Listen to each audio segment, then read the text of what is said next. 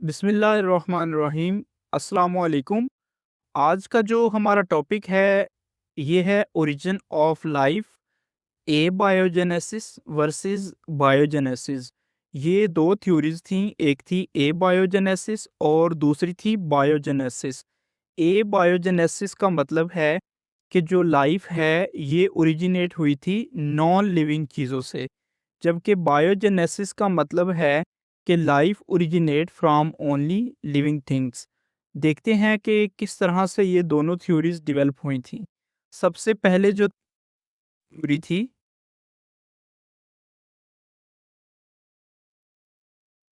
तो शुरू-शुरू में जो बायोलॉजी का नॉलेज था, ये ऑब्जर्वेशन से ऑब्टेन किया जाता था।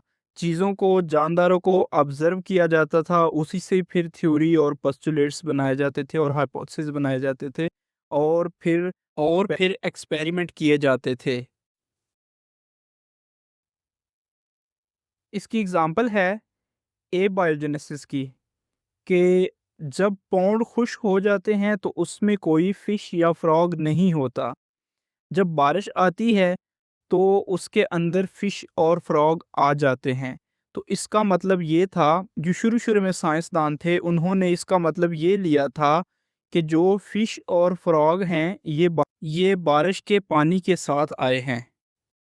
एबायोजेनेसिस थ्योरी कंटिन्यू रही, तो इसको अरिस्टोटल ने प्रपोज़ किया और उसने एक एक्सपेरिमेंट भी किया, और ये जो एबायोजेनेसिस की थ्योरी है, ये तकरीबन 2000 साल तक रही। नेक्स्ट देखते हैं कि अरिस्टोटल ने क्या एक्सपेरिमेंट किया या बाकी साइंटिस्ट ने कौन-कौन से एक्सपेरिमेंट्स किए।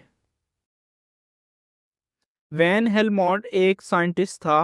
वैन हेलमोंट ने कंटिन्यू किया इस थ्योरी को तकरीबन 300 साल पहले। ये एक बेल्जियन डॉक्टर थे, जीन वैन हेलमोंट इनका नाम था। He concluded that mice could be created from a dirty shirt. ये जो वैन हेलमोंट थे, इनका ख़्याल था कि जो चूहे हैं, ये एक गंदी शर्ट से पैदा हो सकते हैं, यानी कि life could be originated from non living things. तो उसके लिए इन्होंने एक एक्सपेरिमेंट किया। ही placed grains of wheat and a dirty shirt in a container and in 21 days mice appeared. उन्होंने एक जो गंदी शर्ट थी, उसके अंदर कुछ चंद गंदम के दाने रखे, तो उसको बंद कर दिया। तो 21 दिनों के बाद देखा कि उसके अंदर चूहे आ गए हैं। तो उससे उन्होंने ये नतीजा निकाला कि sweat caused wheat to ferment into mice, कि जो पसीना था शर्ट के अंदर, उसकी वजह से गंदम की फर्मेंटेशन हुई और उससे माइस बन गया। यानी कि उनका यही ख़्याल था कि नॉन लिविंग चीज़ों से लिविंग चीज़ें बन गई, यानी कि व्हीट और स्वेट से माइस बन गए।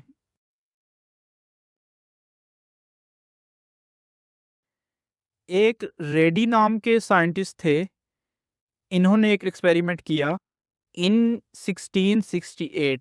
फ्रांसेस्को रेडी, इटालियन फिजिशियन थे, टेस्टेड एरिस्टोटल्स हाइपोथेसिस। जो रेडी थे, इन्होंने जो अरिस्टोटल का हाइपोथेसिस था कि मीट से फ्लाइज बन जाती हैं, गोश्त से मक्खियाँ बन जाती हैं, उसको फ्रांसेस्को रेडी ने टेस्ट किया। कैसे टेस्ट किया इन्होंने? He took 4 sets of jars with meat. उन्होंने 4 जार लिए, उन चारों के अंदर गोश्त रखा, एक के अंदर स्नेक का, ईल का, फिश का और व्हील बछड़े के गोश्त को कहते हैं। चारों जार के अंदर उन्होंने ये गोश्त रख दिया। वन सेट वाज ओपन, एक को उन्होंने ओपन रहने दिया जो कि एक्सपेरिमेंटल ग्रुप था। वन सेट वाज सील्ड, वो जो सील्ड था वो कंट्रोल ग्रुप था। Maggots appeared on open jars of meat. जो जार उन्होंने खुले छोड़े हुए थे, उसके ऊपर मैगेट्स आ गए, मक्खी के लार्वी पैदा हो गए उसके अंदर। उन्होंने ये नतीजा निकाला, flies come from flies, biogenesis, life from life. जो फ्रांसिस्को रेडी थे, इन्होंने जो एक्सपेरिमेंट किया, एक सेट के अंदर इन्होंने गोश्त को ओपन रखा, दूसरे के अंदर इन्होंने क्लोज कर दिया। तो जिसके अंदर इन्होंने ओपन रखा, वहाँ पे मक्खियों का कांटेक्ट हुआ गोश्त के साथ और उन्होंने अंडे दिए, अंडों से फिर उसके मैगेट्स बने। तो रेड्डी ने ये नतीजा निकाला कि जो लाइफ है ये लाइफ से ही ओरिजिनेट होती है। Biogenesis means life from life. अब रेड्डी ने ये एक्सपेरिमेंट किया, लेकिन इन्हें उस टाइम काफ़ी ज़्यादा क्रिटिसिज्म का सामना करना पड़ा, क्योंकि उस वक्त ए बायोजेनेसिस की थ्योरी जो थी वो बहुत प्रिवेलिंग थी, गालिब थी। हर एक के जहन में यही था कि जो लाइफ है ये नॉन लिविंग चीज़ों से ओरिजिनेट होती है।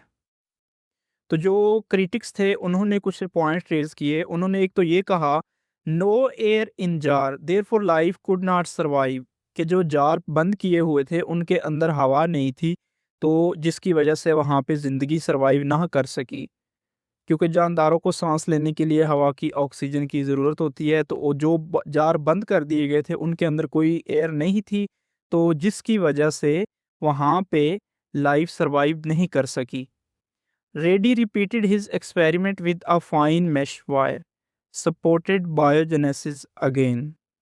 पहले तो फ्रांसिस्को रेड्डी ने जार के अंदर एक्सपेरिमेंट किया, कुछ को ओपन रखा, कुछ को क्लोज रखा। अब उन्होंने क्रिटिक्स के बाद उन्होंने एक बिल्कुल फाइन सी मेश वायर ली, बारीक बिल्कुल जाली सी ली।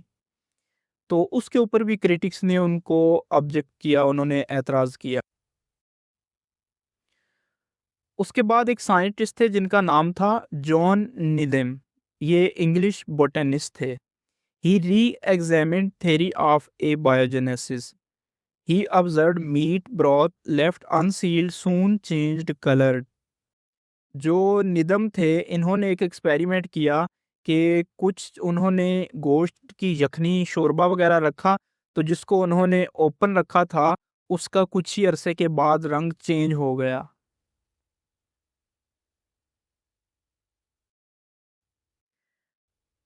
नेदम ने मजीद इस एक्सपेरिमेंट को कंटिन्यू रखा।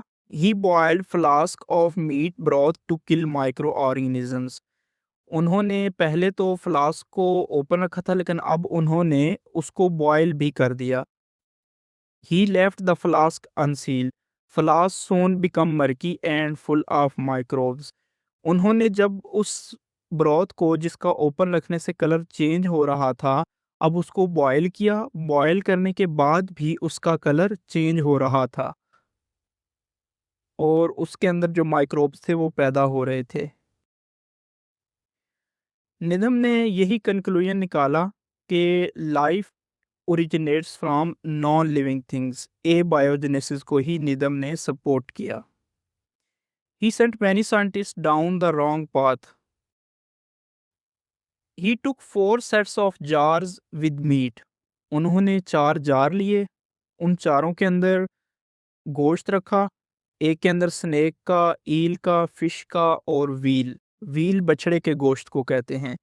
चारों जार के अंदर उन्होंने ये गोश्त रख दिया। 1 सेट वाज ओपन। एक को उन्होंने ओपन रहने दिया जो कि एक्सपेरिमेंटल ग्रुप था। 1 सेट वाज सील्ड।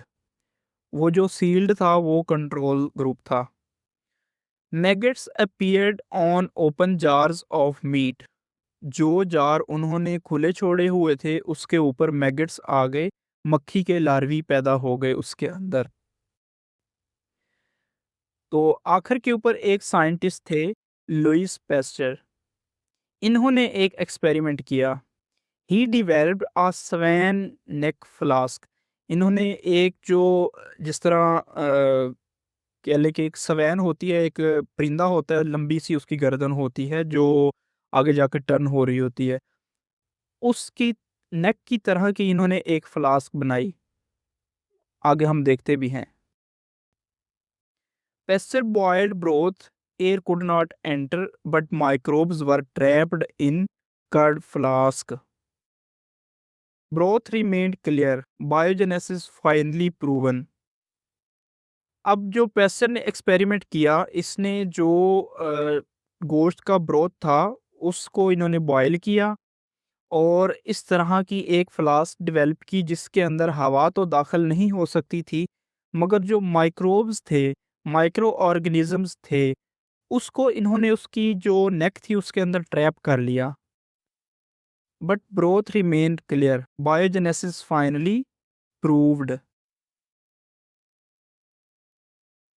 अब जो इन्होंने वो फ्लास्क डेवलप की थी उसके अंदर हवा तो जा सकती थी, लेकिन जो माइक्रो ऑर्गेनिजम्स थे वो ट्रैप हो जाते थे।